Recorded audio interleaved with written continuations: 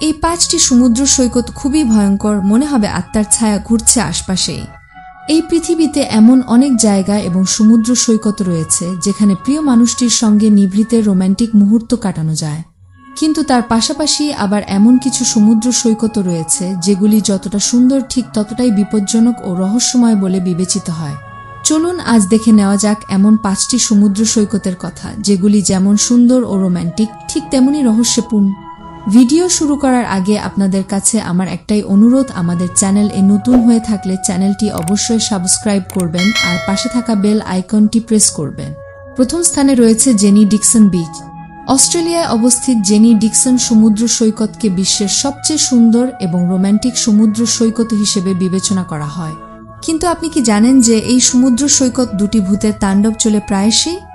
এটা বিশ্বাস করা হয় যে এখানে সন্ধ্যাবেলায় একজন সুন্দরী মহিলার ভূত দেখা দিতে শুরু করে, যাকে নাকি 1970-এর দশকে সেই সমুদ্র সৈকতেই মারাত্মক যৌন নির্যাতন করে হত্যা করা হয়েছিল। অন্যদিকে দ্বিতীয় আত্মাটি সেই মহিলার বলেই বিশ্বাস করা হয় যার সন্তান 1900 সালে মারা গিয়েছিলেন। দ্বিতীয় স্থানে রয়েছে চাঙ্গি সৈকত।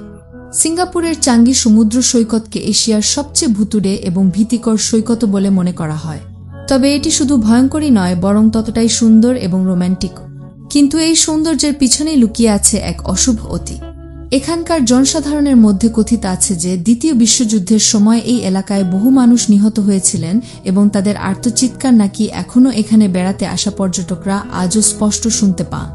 এমনকি কেউ কেউ এই সৈকতে আত্মাদের হাঁটতে দেখেছেন বলে দাবি করেছেন। তৃতীয় স্থানে রয়েছে ডুমাস সৈকত।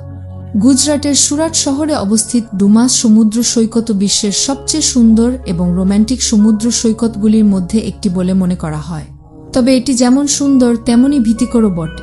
এই সমুদ্র সৈকত নিয়ে সাধারণ মানুষের মধ্যে এতটাই ভীতি রয়েছে যে তারা দিনের বেলাতেও এখানে আসতে ভয় পান। এখানেও কিছু আত্মা বাস করে বলে বিশ্বাস করা হয়। একটি জনশ্রুতিতে শোনা যায় যে বহুদিন আগে হিন্দুরা এখানে শেষকৃত্য সমাধা করতে আসতেন, কিন্তু সময়ের সঙ্গে সঙ্গে সেই ছেড়ে যাওয়া আত্মারা এখানেই এসে আশ্রয় নেয়। তার ফলস্বরূপ নাকি পড়ে এখানকার বালির রঙও কালো হয়ে যায়। এখান থেকে রাত বিরেতে মানুষের চিৎকারের শব্দ ভেসে আসে। আবার একথাও শোনা যায় যে যারা মৃত্যুর পরেও মুক্তি পান না, তাদের আত্মা ডুমাস সমুদ্র সৈকতে এসেই আস্তানা গাড়ে। চতুর্থ স্থানে রয়েছে বেকার বিচ। সান ফ্রান্সিসকোর এই বেকার বিচে সূর্য অস্ত যাওয়ার পর সাধারণ মানুষের চলাচলের নিষেধাজ্ঞা রয়েছে। কথিত আছে যে সূর্য অস্ত যাওয়ার সঙ্গে সঙ্গে একজন মহিলার ছায়াকে সমুদ্র সৈকতে গান গাইতে শোনা যায় এবং যদি কোনো মানুষ সেই মহিলার গান খুব মনোযোগ দিয়ে শোনার চেষ্টা করে, সেও তার নিয়ন্ত্রণে চলে যায়।